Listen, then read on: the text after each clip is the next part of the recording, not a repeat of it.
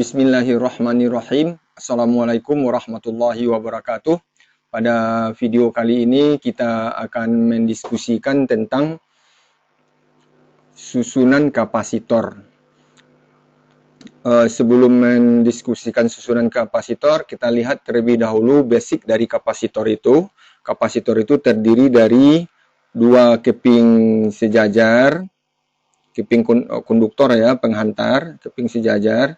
Kemudian kalau keping ini diberi potensial listrik, diberi baterai, maka potensialnya V ya, maka muatan negatif yang ada di baterai ini tertarik ke kutub positif muatan negatif yang ada di keping ini akan tertarik ke kutub positif baterai. Maka dia akan kekurangan muatan negatif sehingga dia akan menjadi bermuatan positif. Misalnya keluar 3 negatifnya akan menjadi 3 positif di sini. 3, 4, 5 dan itu kita sebut muatannya Q, dilambangkan dengan Q aja. Jadi positif Q jadi bermuatan. Muatan negatif itu akan masuk ke keping sebelah kanan dari kapasitor itu, maka ini akan menjadi bermuatan negatif 3. Jadi muatan sebelah kiri sama dengan muatan sebelah kanan, cuma tandanya saja berbeda. Jadi ini disebut kapasitor itu mendapat muatan Q. Jadi disebut begitu aja. Jadi dengan memberikan beda potensial V, kapasitor itu akan tersimpan muatan di dalam kapasitor itu Q. Kalau baterai kabel ini diputus, nggak terhubung lagi ke potensial, maka bagaimana muatan yang tersimpan di dalam kapasitor? Apakah habis dia? Tentu tidak, muatannya nggak bisa keluar. Ibarat jembatan yang sudah diputus, orang nggak bisa berpindah-pindah lagi. Maka itu namanya kapasitor sudah menyimpan muatan. Nah, kemudian kalau kita lihat, seandainya potensial yang diberikan tambah besar, maka yang terjadi apa? Muatan yang tersimpan semakin besar. Misalnya kalau potensialnya 2, muatan yang tersimpan misalnya 4. Kalau ini menjadi 3, potensial yang diberikan tambah besar, muatan yang tersimpan tambah besar pula, yaitu menjadi 6. Jadi antara Q dan V itu sebanding. Perbandingan Q dan V ini yang disebut dengan kapasitas sebuah kapasitor yang lambangnya C. Nanti C ini satuannya coulomb, Q ini satuannya coulomb, V itu satuannya volt, coulomb per volt itu nanti disebut dengan farad ya. Satuannya farad nanti. Jadi satuan C itu farad. Oke, sekarang dapat kita tulis ringkasannya di sini. C itu sama dengan Q per V, atau V sama dengan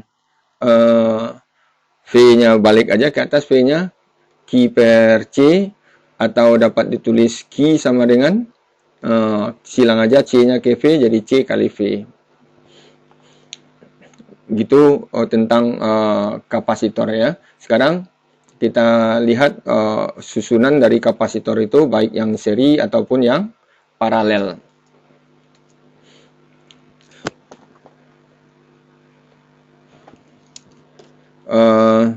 Kalau dia seri, kita lihat dari gambar, kalau yang susunan seri itu, maka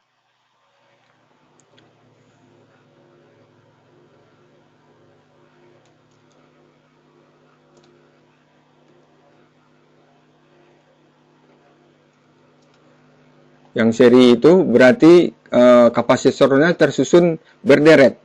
Kalau paralel itu kapasitornya tersusun bertingkat, ada cabangnya. Jadi yang paralel itu kapasitornya disusun bercabang, kalau seri itu berderet aja. Kalau dia diberi beda potensial V, kapasitor itu diberi beda potensial V, ini V, maka C1 dan C2 dapat beda potensial. Kalau dia dapat beda potensial, maka ada C, ada V, maka tersimpan muatan di sini. Ada muatan di C1 itu Q1, di C2 itu muatan tersimpan Q2. Ada Q dan C, tentu ada V. Tentu ada potensial di V, di C1, V1, dan di C2 itu potensialnya V2. Kemudian kalau kita lihat dari sini, maka V itu terbagi jadi V1 dengan V2. Secara matematis kalau terbagi itu tentu V1 tambah V2 akan sama dengan V. Maka V1 tambah V2 itu akan sama dengan V. Sementara kalau dia seri itu, muatan yang karena dia berderet, maka muatan yang tersimpan di C1 itu akan sama dengan muatan yang tersimpan di C2. Itu yang karakternya seri. Jadi, kalau seri itu Q1 akan sama dengan Q2. Muatan yang tersimpan di C1 akan sama dengan di C2. Kita sebut aja namanya Q. Nah, maka Q1 sama dengan Q, Q2 Q juga namanya. Kemudian kalau kita lihat V itu Q per C, maka V ini boleh diganti dengan Q per C. Q per C. Kalau V-nya V semua, tentu Q-nya Q semua. Q yang tersimpan di kedua kapasitor. C-nya C kedua kapasitor. Maka C ini disebut dengan C pengganti atau C total. Tapi yang paling bagusnya dinamakan C pengganti. Ganti dari C1 dan C2, begitu maksudnya. Kalau V1 tentu Q1 per C1. Muatan yang tersimpan di C1 dibagi dengan potensial dibagi dengan kapasitor di C1, dibagi dengan kapasitas C1 itu sendiri. Jadi Q1 per C1 tambah Q2 per C2. Nah, karena Q1 sama dengan Q2, maka dapat kita ganti persamaan ini menjadi Q per C akan sama dengan Q1 Q juga per C1. Q2 boleh diganti dengan Q juga, ini Q juga per C2. Maka Q-nya boleh dieliminir hilang. Maka dapat persamaannya 1 per C sama dengan 1 per C1 tambah 1 per C2. Jadi kalau paralel itu, kalau seri itu, kapasitas penggantinya diseperkan 1 per C sama dengan 1 per C1 tambah 1 per C2, tambah dan seterusnya nanti berapa buah diserikan kapasitornya. Dan ini perlu diingat ya, bahwa V-nya itu terbagi kalau dia seri. Kemudian kalau paralel kita lihat, kalau paralel yang bercabang itu, maka C1 itu langsung terhubung ke A dan ke B. C2 langsung terhubung ke A dan ke B juga. V itu ke A dan ke B juga. Tentu potensial C1 sama dengan V, potensial 2 sama dengan V juga, karena dia terhubung. Jadi kalau paralel itu, yang istimewanya itu V1 akan sama dengan V2 sama dengan V. Potensial yang sama, karena ujungnya sama. C1 ke AB, C2 ke AB, V ke AB juga. Maka V ini sama dengan V1 sama dengan V2 begitu. Kemudian muatannya terbagi karena dia bercabang, maka muatannya yang terbagi. Maka Q yang ada di kedua kapasitor itu, Q itu akan sama dengan Q1 tambah Q2. Nah, Q itu tadi sama dengan C kali V. Maka kalau Q semua berarti ini sama dengan C kedua kapasitor ini dikali V gabungannya, V semuanya. Maka kalau Q1 tentu cepat aja C1 V1 tambah C2 V2. Karena V-nya sama, maka persamaannya bisa menjadi CV sama dengan C1V tambah C2V. V2-nya boleh diganti jadi V juga. V1-nya ganti dengan V juga. Maka V-nya boleh sama-sama dibagi V. Maka tinggal C sama dengan C1 tambah C2. Jadi kalau dia paralel, C-nya itu ditambahkan, dijumlahkan aja untuk mencari C penggantinya. Ini C-nya C pengganti. Berbeda dengan resistor ya.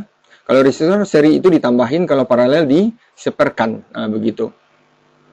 Kemudian untuk contoh soalnya kita misalkan saja C1-nya itu 3 mikrofarad. C1-nya 3 mikrofarad dan C2-nya 6 mikrofarad. Satuan C itu farad tadi ya. Sekarang mikrofarad. Kemudian kalau V-nya diberi beda potensial misalnya 12 volt. Berapa V1 dan V2-nya? V1-nya berapa? Dan V2-nya juga berapa? Berapa beda potensial di C1 dan C2? Nah, maka tentu yang akan kita cari terlebih dahulu C penggantinya. Yaitu 1 per C sama dengan 1 per C1, 1 per C1 itu 3, ditambah 1 per 6. Kita jadikan per 6 aja. 1/3 itu kan 2 per 6 ya, tidak perlu dijelaskan lagi untuk anak SMA. Tambah 1 per 6. Akan jadi 3 per 6. Itu 3 per 6 adalah 1 per C. Nah, kalau C-nya tentu 6 per 3. Jadi C-nya sama dengan 6 per 3, yaitu 2 farad, mikrofarad. Ya. 2 mikrofarad. Kalau udah dapat C-nya, tentu kita bisa bikin ringkasan gambarnya seperti ini. Yang 2 buah tadi bisa diganti menjadi 1 aja. 1 kapasitor. Ini yang C itu. Beda potensialnya tadi, ini baterainya. Panjang 1, pendek 1. Kalau kapasitor sama panjang aja dia. Ini yang 2 mikrofarad itu. Yang C itu. V-nya ini yang 12 volt. Ini 12 volt. Nah, jadi V semua itu 12 volt dan C gabungannya itu, C pengganti itu 2 mikrofarad.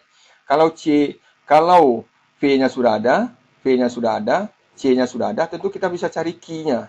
Maka key akan sama dengan C-nya sudah ada, V-nya sudah ada, tentu kita bisa cari key-nya. Maka key sama dengan C kali V.